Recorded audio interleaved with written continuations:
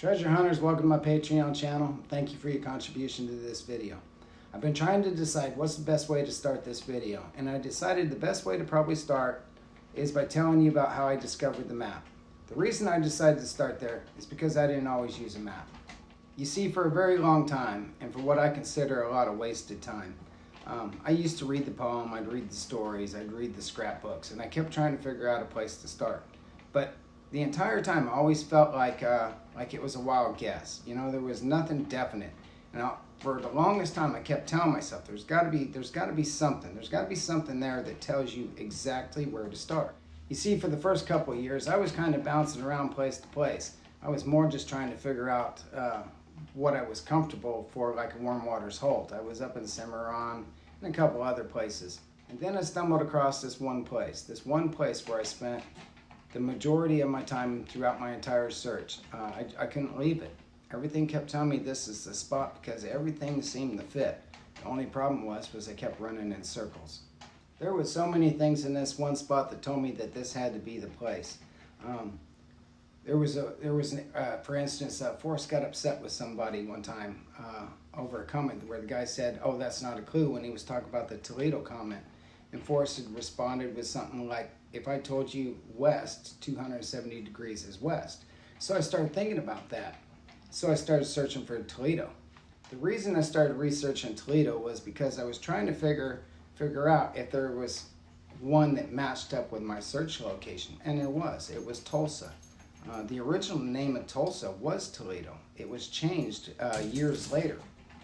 So I had so much stuff in that one area that was like, it seemed like confirmation, but pretty much now as I look back, it was more confirmation bias because I had no definitive proof that I was even in the right spot or the right area to begin with. I was so sure I even wrote a book on it. I sent that book to Forrest and asked Forrest, "Hey, would you write a review on this book?" So anyway, after I asked Forrest if he did the review, he said, "Sure, I'd love to, Richard." I was like, and I felt good. I was like, great, he's going to write a review for my book. Well, anyway, months went by, probably 6 months or more. All these other books kept coming out from different searchers that were writing books, but they all seemed to have a review from Forrest on them. I'm like, well, what's the deal with that? I guess I'll finally, I wrote him, and I asked him, I said, "Hey, Forrest, did you get a chance to read that book yet?" And he goes, "Well, yeah, I did, Richard." He goes, "It's a good read, but are you sure you want to do that?" And I thought, well, not now. I definitely don't want to do it now, not unless you want to tell me why you're asking me that. So long story short, I ended up taking down the book. I ended up not even selling it. I think I sold like maybe a dozen or so. And I had other people, Decal Thomas wrote a review on it. And it was actually a really good story. And it fit my area, you know, perfectly. But only problem, like I said, I kept going in circles. So by this time, I'm not even sure how many searches I had. And I think I probably had close to 90. But anyway, I was getting ready to do a turnaround. I was going to go back to do another search because I thought I missed something. I had like 3 days at home before I was going back. And I didn't want to tear my book up, you know, carrying that book in your backpack. It seems to be a lot of weight, and it's something I really didn't need to have while I was out searching. But I did not want to be out on a search and not have the poem with me, you know. And I pretty much had the poem memorized by that time. But I wanted to take it with me, and I didn't want to tear my book up. So what I ended up doing was I had a printout. I had the poem printed out on a piece of paper. And I thought I would try and draw, you know, the way everything was placed on there. For some reason, I don't know why I was doing it. But as soon as I went down there to draw that little golden frog, something clicked. As soon as I went to draw it. You see, I'm not an artist. And as soon as I went to draw that, my subconscious kind of took over. Instead of trying to draw the frog, I drew the number 7. And the reason I drew the number 7 was because in my mind, with all the treasure hunting that I've done in the past, in my mind, 7 was the symbol for gold, the Spanish symbol for gold. Instantly, when I drew that number 7, I went, wow, in my mind. It can't be. I jumped up, I started running around trying to find some treasure hunting books I had, and I'll show those to you here in just a moment. So that's a collection of books from Charles Kenworthy. I think there's actually 4 in the set. I only got the 3. I don't know where the other one's at right now. But anyway, those are the books I jumped up. Specifically, I wanted to grab this book, The Treasure Signs and Symbols. This was the book that I was hunting for. And The reason I jumped up to grab it is because at the same time, I also remembered, you know, Forrest always talked about like John Wayne or hitting John Wayne, Rooster Cogburn and stuff. Was this had John Wayne on the back, autographed. John Wayne was a professional treasure hunter as well. So anyway, the reason I jumped up to grab this book is because most people have never seen a Spanish treasure map. And this is what a Spanish treasure map looks like.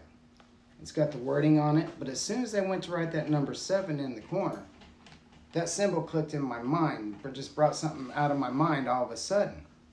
So instantly, I started comparing that page with Spanish treasure symbols. I wanted to find out if there was other stuff on there that could actually make that a Spanish treasure map using real items instead of hand-drawn items. And you know, I actually tested my theory. I started doing some treasure hunts just to test some theories. And this is one of the hunts that I did. I wrote a poem similar to Forrest's, but I started using real items and symbols on this as a map to see if I could lead somebody to a certain location. Even the skull in this one was used in that treasure hunt. So I began doing some different treasure hunts, trying to test different theories. Each time I had a different theory, I would make a new map. I would test that theory to see if I could lead somebody to a spot using different things that I was coming up with in my mind that I was seeing on Forrest's map. Well, let me correct that. I don't want to say Forrest's map, but let me say what I believe to be Forrest's map. And this is what I carried in the field, guys. I have the map rolled up into the book cover. It's all taped on the inside, and I'll lay it out here for a minute and lay it out here for you in a minute, and I'll show you. But there's one more thing I want to show you before I do that. So what I wanted to show you before I show you what I believe to be the entire map was this section right here.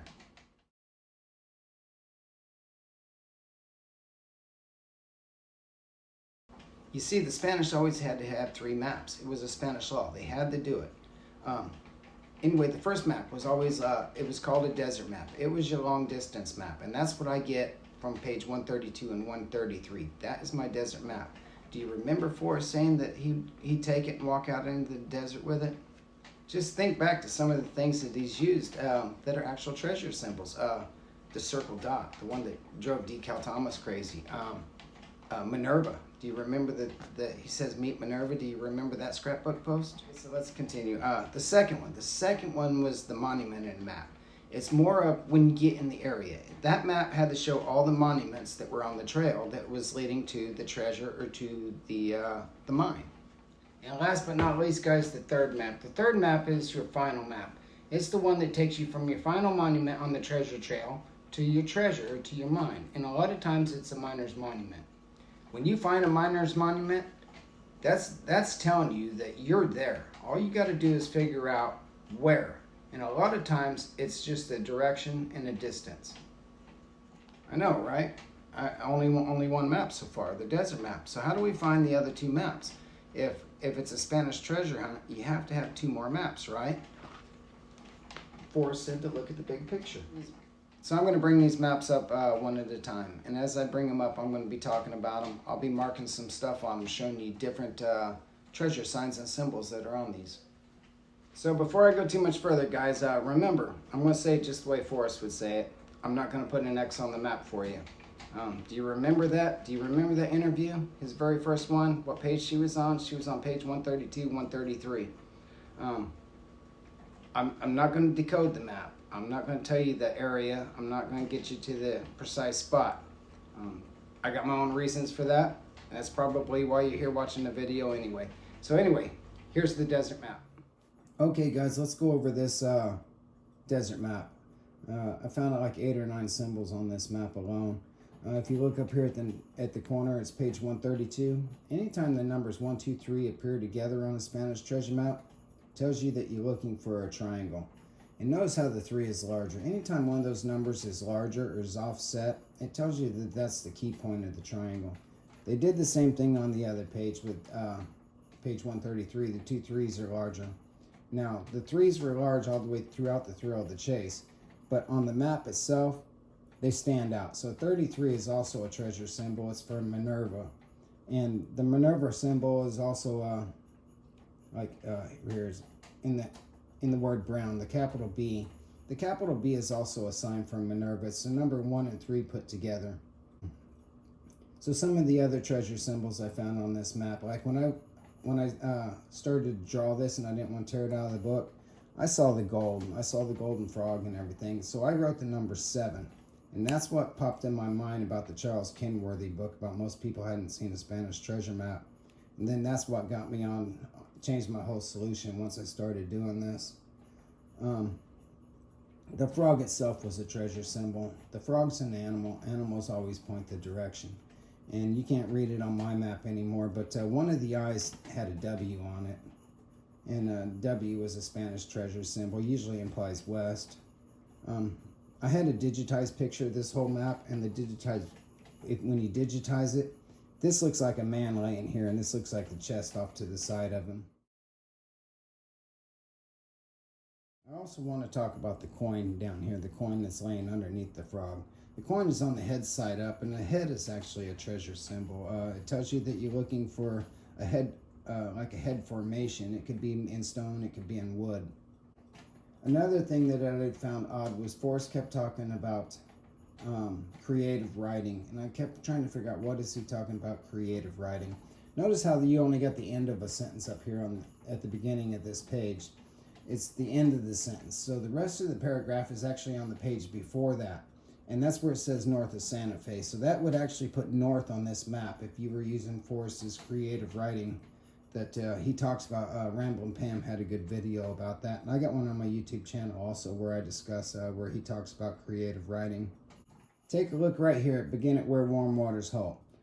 Forrest is known for saying that begin at where warm waters halt is your first clue. And it really is, because if you think of this as a Spanish treasure map, you have to find warm waters halt on map number 2, on your monument map. That's going to be where you begin when you get to the location. This map is just going to get you to this location. Generally in a Spanish treasure hunt, when the Spanish had a mine or something like that, they had a padre that would bless workers and stuff on the way to the mine. So usually the padre was the map maker, and you would begin the hunt at the padre's casa, or the shrine, or his church. That's usually where you would begin it. So in my case, Forrest was the map maker. So I began my hunt at Forrest's house, and I followed all the symbols to get to this location.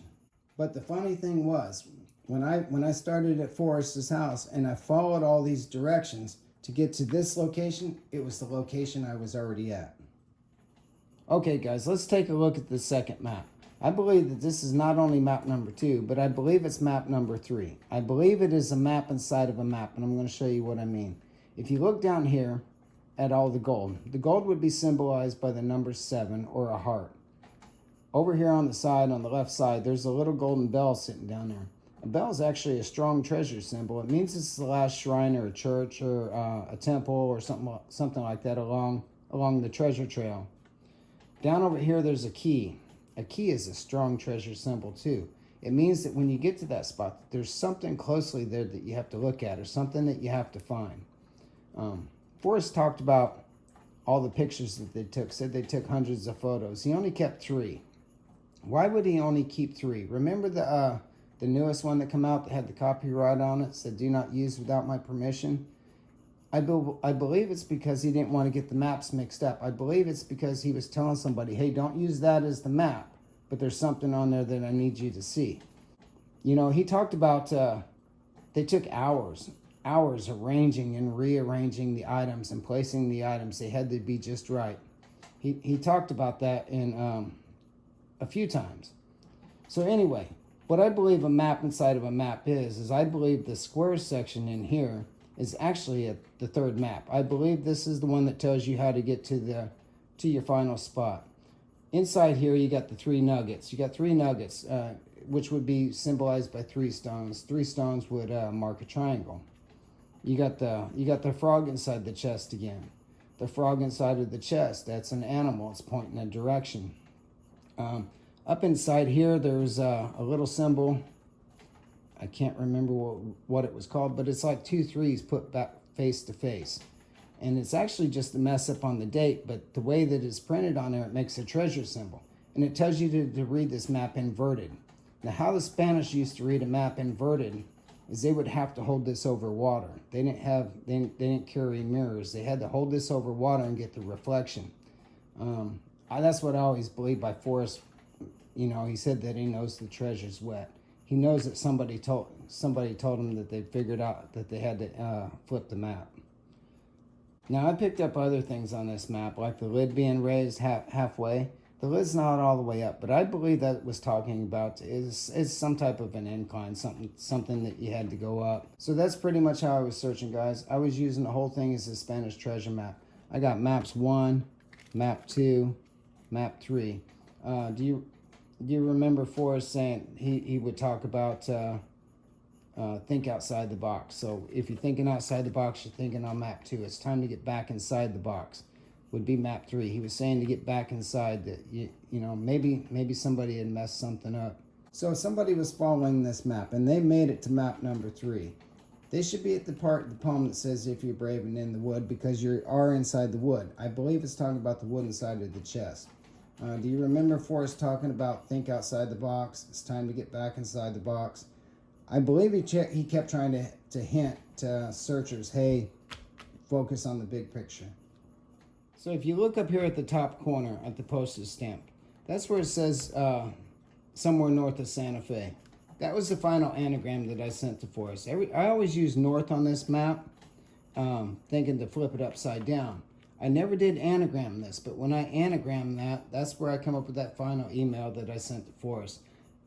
When I got to this spot, I was at my final spot. I was at the Miners Monument that I found, and I'd spent close to a year and a half trying different measurements, trying different things, trying to figure that out.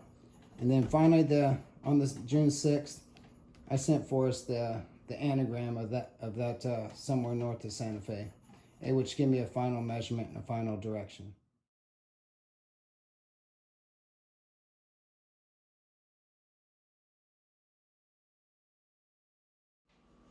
So that's how I was searching. I was using what I believe to be a Spanish treasure map.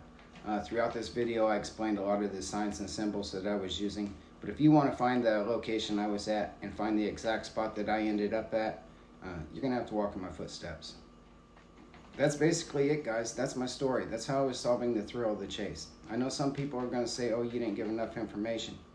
But I believe I give too much. Forrest did say that you don't even have to read the stories. He was quoted as saying that. He also said to show the book to a kid. You know, what's a kid going to do? A kid's going to look at the pictures. A kid's not going to read the stories. So if you follow this like a Spanish treasure map and you end up in the same final location I was at, the exact same spot, doing the same measurement I was doing, just let it end the way Forrest wanted to. I don't want to know about it. Just take it and go in peace.